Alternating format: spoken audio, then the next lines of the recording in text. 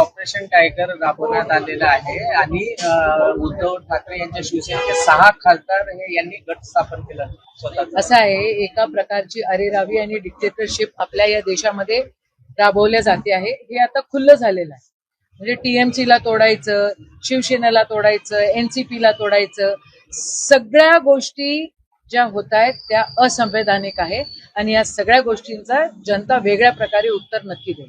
काही पैशांचं वाटप झालं तर देखील बोलायला तेव्हा संजय राऊतांनी गंभीर आरोप केला की 15 कोटी रुपये ऍडव्हान्स दिलेला आहे खासदारपतीसाठी. आता असा त्यांच्याकडे आहेच ना, वायफळ पैसे त्यांच्याचकडे आहेत. पैशातून सत्ता, सत्तेतून पैसे, हा गोंधळ ते घालतातच आहे आणि सगळीकडे घालतायत, सगळ्या प्रकारे घालतायत.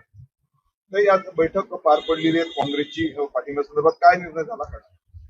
आम्ही मगाही सांगितलं, आम्ही आमच्या गटनेत्यांसोबत, आम्ही आमच्या नगरसेवकांसोबत डिस्कशन केलेलं आहे.